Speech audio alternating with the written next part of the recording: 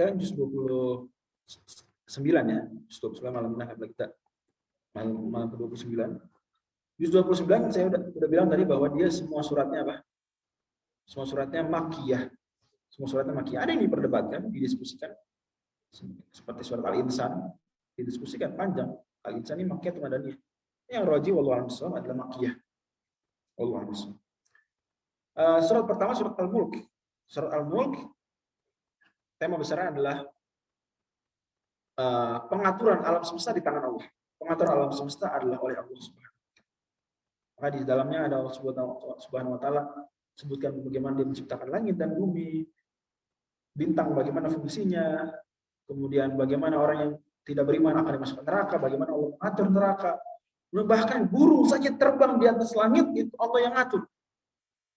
Seperti itu. Surat Al-Mulk. Surat berikutnya surat Al-Qalam. Surat Al-Mulk kata kuncinya tentu tabarakalladzi biyadihil mulk. Itu kata kunci dari surat. Ingat, saya sudah bilang bahwa setiap surat punya tema besar. Dan setiap surat ada ayat kunci yang mendukung tema besar tersebut. Kemudian ada ayat-ayat supporting sentences atau supporting verses. Ayat-ayat yang mendukung tema besar. Selalu ingat ini. Jadi setiap surat punya tema besar. Kemudian setiap surat ada ayat kuncinya. Oke. Kemudian setiap surat juga punya ayat-ayat pendukung. Jadi sisanya ayat-ayat yang lain mendukung tema besar tersebut. Dan ini untuk sampai ke titik itu memang butuh tadabbur yang dalam, tapi terbukti banyak yang berhasil menemukan dan pada akhirnya itulah sebagaimana kata Imam Ar-Razi, inna al-Qur'ana kasuratil wahidah litisali ba'dihha bi ba'din. Al-Qur'an itu seperti satu surat. Saking nyambungnya alur Al-Qur'an. Malah kata beliau bal kal ayatil wahidah. Malah seperti satu ayat. Insyaallah itu beliau bilang itu dalam kitab Tafsirul Kabir kata Imam Ar-Razi. Al-Quran seperti satu surat, bahkan seperti satu ayat. Oke. Surat Al-Qalam. Surat Al-Qalam, surat kedua turun setelah Al-Alaq. Jadi Al-Alaq dulu 5 ayat, kemudian surat Al-Qalam awalnya turun. Kedua, itu yang benar seperti itu. Dan Anda bisa bayangkan, melihat dari awal pembukaan surat ini, tema besarnya adalah berakhlak mulia. Tema besarnya adalah berakhlak mulia. Apa ayat kuncinya kira-kira? Apa ayat kuncinya? Kalau saya bilang tema besar surat Al-Qalam adalah akhlak mulia, tema besarnya apa? Gimana? Jamaah Zumiyah? Apa? Apa kira-kira nih? Di sini Allah SWT akan sebutkan akhlak mulia Nabi. Sebaliknya Allah akan sebutkan akhlak buruknya musuh-musuh Nabi. Ayat wa innaka la'ala khuluqin 'azim. Itu. Wa innaka la'ala khuluqin 'azim. Insyaallah. Kemudian surat Al-Haqqah. Mal Haqqah. Wa ma adraka mal Haqqah. Tema besarnya adalah kepastian terjadinya kiamat. Kepastian terjadinya kiamat. Jadi Allah Subhanahu wa taala menyebutkan di surah Al-Mulk bahwa semua yang terjadi di alam adalah di bawah kendali dan kuasa Allah. Kewajiban engkau wahai manusia hanyalah berakhlak mulia kepada sesama, kepada Allah, kepada Rasul, kepada agama, kepada alam. Tetapi pada akhirnya alam karena di bawah kekuasaan Allah, pun Allah Subhanahu wa taala berhak untuk menghabiskan umurnya, meniadakannya, menghancurkannya. Itulah kiamat yang pasti akan terjadi. Al-haq mal haq. Wa ma adraka mal haq. Al-haq sebenarnya dari kata hak, sesuatu yang real, sesuatu yang pasti terjadi. Hakiki. Sementara surat Al-Ma'arij, surat sebelahnya, surat yang ke-70, tema besarnya adalah sama seperti namanya, yaitu menaiki tangga-tangga keimanan. Ya, menaiki apa? Tangga-tangga. Al-Ma'arij kan naik tangga-tangga. Al-Ma'arij. Tangga-tangga naik. Kalau Al-Ma'arij tanda naik ke langit, tapi surat ini sebetulnya menyinggung tentang tangga-tangga keimanan. Allah Subhanahu wa taala sebutkan karakter illal musallin. Orang musallin gimana karakter? Tangga-tangga keimanan. Allah Subhanahu wa taala sebenarnya sebutkan karakter-karakter orang tidak beriman. Yawaddul mujrimu law yaftadi min 'adzabi yawmin bi bani. Mereka selfish. Mereka halu mereka. Innal insana khuliqa halu'a. Idza masal syarru jazua, idza masal khairu manwa. Adapun orang yang beriman tidak seperti itu. Surat Al-Ma'arij. Masya Allah. Lihat. Allah Subhanahu sebutkan karakter orang beriman itu ibadahnya mantap. Secara zahir, sholat. Kemudian amal hatinya kuat, bagus. Akhlaknya pun mulia. Masya Allah. Surat Nuh. Surat Nuh, kalau kita lihat tema besarnya adalah maksimal berdakwah. Maksimal berdakwah. Di dalamnya Allah SWT ceritakan kisah Nabi Nuh, yang mana Nabi Nuh berdakwah 950 tahun. Alfasanatin illa khamsina ama. Nabi Nuh berdakwah dengan cara sembunyi-sembunyi. Semua ini dalam kemudian terang-terangan. Kemudian gabungkan terang-terangan sembunyi-sembunyi. Setiap Nabi Nuh ceramah, mereka menutupkan baju mereka ke muka mereka. Mereka tutup kuping dengan tangan. Bayangkan. Alhamdulillah hari ini saya belum pernah ceramah. Ada orang kayak gitu, alhamdulillah. Alhamdulillah bersyukur. Nabi Nuh, ya Allah. Mungkin orang sekarang, ustadz sekarang kalau ada kayak gitu mungkin down sekali. Saya ada yang tidur aja, jamaah tidurnya itu down. Ya Allah. Ya berarti saya nggak menarik nih ceramahnya. Ada yang tidur. Gitu. Ada yang main HP aja. Saya sendiri, astagfirullah. Mungkin salah saya dulu. Pernah mungkin ada ustadz ceramah saya buka HP mungkin. Tapi Nabi Nuh, Masya Allah, Nabi Nuh terus berdakwah. Meskipun ada yang kayak gitu, tutup kuping malah. Saya ingat, Masya Allah, saya kuliah di satu negara, itu dosen nerangin, dia pakai headset dengerin yang lain. Astagfirullah. Semoga Allah berikan taufik. Tapi Masya Allah, dosen terus semangat. Itu teladan juga dosen. Siang malam Nabi Nuh berdakwah, datang. Dakwah terang-terangan, dakwah di depan dakwah sembunyi-sembunyi. Mungkin kalau hari ini dia berdakwah juga di masjid, dia datang ke rumah tetangga, bawa martabak, kemudian ngobrol. Mungkin begitu. Ya gitu ya.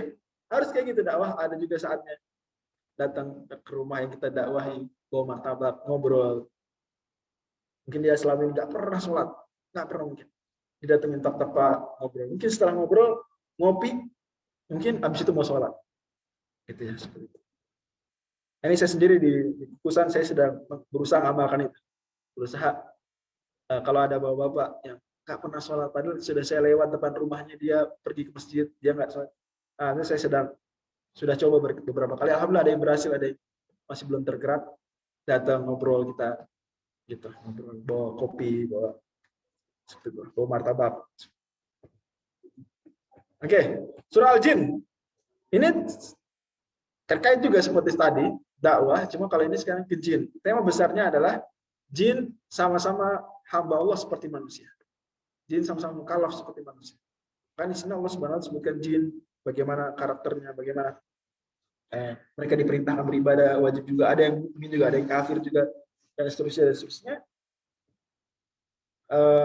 Banyak hal yang menarik seperti surat ini, hanya waktu dibatasi kita.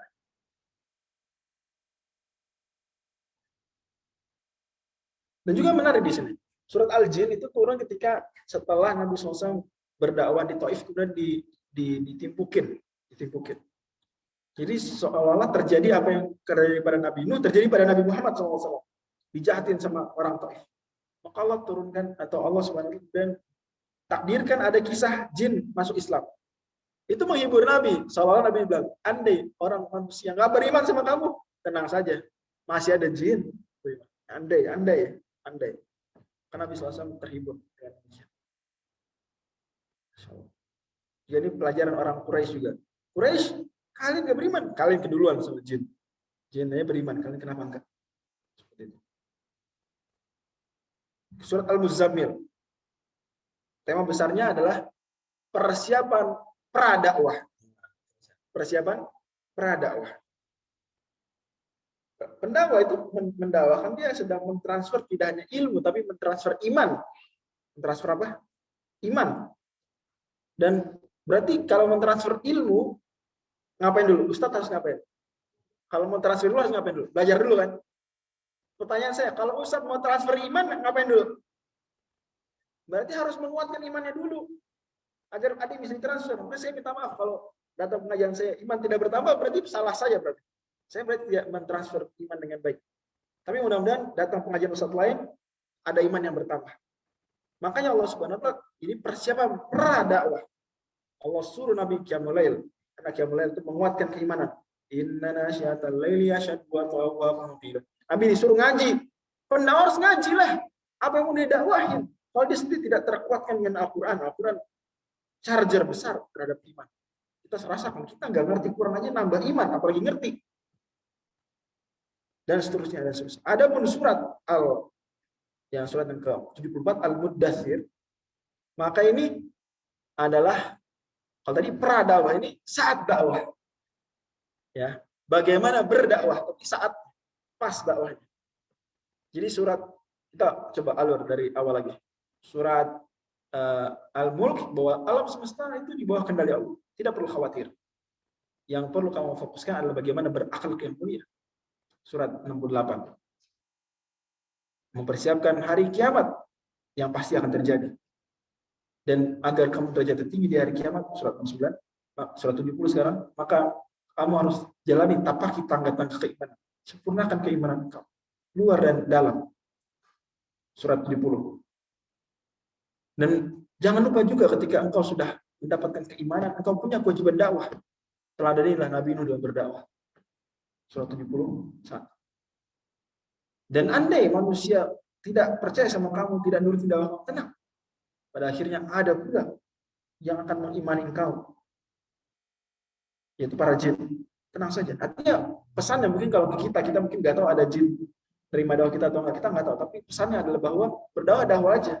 Akan ada yang nerima, akan ada yang terima, akan ada yang mendapatkan manfaat. Kata Allah gimana di surat Az-Zariyat, fa inna dzikra tanfa'ul mu'minin. Kasih peringatan saja. Kalau ada poster dakwah, ya share aja, share itu. Harus kita pertimbangkan juga frekuensi dan bikin membosankan. Supaya tadi kita sore-sore ada pengajian, bahwa Nabi SAW kalau ngasih nasihat seling-seling, nggak setiap hari. Artinya juga kita kalau bikin poster dakwah atau share poster dakwah juga ya perlu perhatikan, jangan setiap hari, karena nanti orang khawatir bosan gitu. Ini pilih-pilih juga, apalagi sehari sampai 10 gitu ya. Saya sampai tinggal titik dong apa tuh lingkaran WhatsApp-nya itu juga pikir-pikir. Kalau jualan mungkin lain cerita ya, tapi kalau nasihat itu yang coba dipikir-pikir. Artinya ada frekuensi tertentu. Tapi intinya perjuangan. Kalau dari Nabi Nuh, terus tenang, jangan khawatir berdakwah, akan ada yang menerima. Surah Al-Jin. Tapi kamu ingat juga harus maksimal persiapan pra dakwahnya, dan juga harus maksimal bagaimana saat berdakwah. Surat 74. Soal kiamat menegaskan lagi tentang surat Al-Haqqah, itu hari kiamat pasti akan terjadi, akan koma. Kalau Al-Haqqah hak, kiamat akan koma, kiamat akan takum, akan terjadi. Maka di surat Al-Qiyamah ini Allah Subhanahu wa taala menegaskan pentingnya ada hari kiamat. Kok gitu? Kenapa penting hari kiamat? Karena kata Allah, ayahsabul insanu ayyusraka sudah, ayat 36. Apa manusia kira dia akan dibiarkan saja? La yu'maru wa la yunha, enggak diperintah, enggak dilarang. Tafsiran gitu maksud. Enggak mungkin. Enggak mungkin Allah Subhanahu wa taala ada ciptain manusia kemudian enggak ada pertanggungjawabannya. Itu manusia bisa berbuat sesuka hati kalau enggak ada kiamatnya enggak? Andai enggak ada kiamat, saya yakin ngapain kita itikaf? Ngapain kalau nggak ada kiamat? Nggak ada hidup akhirat, ngapain? Saya sudah ngapain? Nggak ada hidup akhirat, ngapain itikaf? Bener nggak? Ngapain dengerin saya ngomong kalau nggak ada hidup akhirat? Ini nonton YouTube, main bola, apa yang senang-senang dunia. Tapi karena kita ada iman pada hari setelah ini, kehidupan ini, the next life, ya, hereafter, maka kita kemudian menjalankan hidup. Pun gitu, kalau nggak ada hari akhirat, ngapain takut bikin dosa? Bikin dosa aja. Sembunyi-sembunyi kayak nggak ada yang tahu. Tahu juga nanti nggak ada hari kiamat, nggak ada akhirat, tapi enggak. Ayahsabul insanu ayyusraka sudah. Kalau manusia kira dia akan dibiarkan begitu saja. Masya Allah, Masya Allah. Dan ada yang menarik di surat Al-Qiyamah itu, Allah bahas kiamat dari awal sampai akhir. Tapi di tengah-tengah itu bahas apa? Bahas Quran. Menarik. Bahkan banyak ulama bingung, apa munasabahnya? Gitu, banyak sampai bingung, apa munasabah? Banyak yang mikir lama. Sebagian bilang bahwa di sini Allah SWT sebenarnya sedang bahas kiamat. Hanya saja kemudian saat Jibril menyampaikan wahyu, ada momen tepat sekali untuk mengingatkan Nabi SAW agar menjaga adabnya bersama Al-Quran. Yaitu ketika Jibril sedang membacakan, jangan buru-buru ngikutin. Adabnya dengerin dulu. Itu ibarat seorang guru fisika sedang nerangin fisika, misalnya sedang nerangin bahwa usaha adalah gaya dikali jarak, W sama dengan F kali S gitu. Bla bla terangin. Terus tiba-tiba ada murid main HP. Kamu simpan dulu HP-nya. Ya Bu, maaf Bu. Ya, oke. Jadi teman-teman sekalian, tadi kita sudah, jadi gitu. Sedang ngajar fisika, di tengah-tengahnya ada orang main HP, ditegur. Tapi balik lagi ke pelajaran, sama. Allah Subhanahu Wa Taala bahas kiamat. Di tengah-tengahnya Nabi SAW kurang ideal adabnya terhadap Al-Quran. Ya, maka Jibril negur dulu. Tentu ini melalui takdir Allah dan firman Allah negur dulu. La tuharrik bihi lisanaka lita'jala bi inna alaina jam'ahu wa qur'ana. Dan seterusnya. Habis itu baru balik lagi ke bahas kiamat. Tapi sebetulnya ada juga munasabah yang lain. Itu betul. Artinya munasabah ta'limiyah atau munasabah i'tiradiyah. Tapi bisa juga dibayangkan munasabah yang lain, yaitu bahwa untuk menghadapi kiamat kita perlu punya guidance. Apa guidance-nya? Kita Al-Quran. Agar kita menghadapi kiamat itu berhasil, sukses, punya panduannya Al-Quran. Dan terhadap panduan tersebut harus apa? Harus beradab, harus beretika. Paham ya? Maka disebutkan. Wallahu a'lam. Surat Al-Insan. Jadi surat Al-Insan menjelaskan tentang tingginya derajat manusia. Jadi meskipun Allah bilang jin pun bisa beriman, ya sama hamba seperti lain, tapi manusia istimewa. Manusia istimewa. Bahkan manusia yang soleh lebih tinggi derajatnya daripada malaikat. Saya ulangi lagi, manusia yang soleh lebih tinggi derajatnya daripada malaikat. Surat Al-Insan. Ada banyak hal menarik di sini, semua kita skip. Surat Al-Mursalat terakhir dari juz ke-29 adalah tema besarnya peringatan Allah Subhanahu wa taala kepada manusia. Peringatan Allah kepada manusia. Wailu yawma idzil lil mukadzibin. Diulang 10 kali. Celaka orang yang enggak percaya. Jadi Allah ngasih peringatan kepada manusia. Enggak percaya, siap celaka. Celaka. Wailu yawma idzil lil mukadzibin. Maka seperti itu juz 29 Allah Subhanahu wa taala mengatakan bahwa semua alam semesta dibawa kendali Allah, tidak perlu khawatir. Surat 67. Tugas engkau hanyalah untuk bagaimana berakhlak dengan baik, meneladani akhlak Nabi SAW, meneladani Al-Quran, surat 8. Karena pada akhirnya itulah yang akan membawa kepada keselamatan di hari kiamat yang pasti akan terjadi, surat 69. Dan tinggikanlah terus derajat engkau dalam keimanan agar semakin tinggi derajat engkau di akhirat kelak, surat 70. Dan di antara yang meninggikan derajat, menguatkan keimanan adalah berdakwah di jalan Allah seperti Nabi Nuh lakukan, surat 71. Kalau tidak menerima dakwah engkau, tenang, dakwah pasti bermanfaat. Surat Al-Jin 72. Dan jangan lupa persiapan sebelum berdakwah, 73. Dan persiapan bagaimana maksimal saat berdakwah, surat 74. Kemudian Allah ingatkan lagi bahwa jangan sampai dakwah kamu tujuan duniawi. Dakwah kamu tidak ikhlas. Dakwah kamu harus dakwah yang ikhlas, dakwah agar mencapai kejayaan dan keunggulan di akhirat kelak. Surat Al-Qiyamah, surat 75. Karena pada akhirnya manusia, jika dia soleh, dia akan jauh lebih mulia dari manapun. Surat 76. Dan ini semua yang Allah sampaikan di 29 dan di semua Quran adalah peringatan dari Allah SWT kepada manusia, maka celakalah bagi orang yang tidak percaya. Wailun yawma idzil mukadzibin. Allahu a'lam. Dan demikian teman-teman sekalian. Hari ini nggak bisa banyak pertanyaan dijawab ya. Allahu a'lam.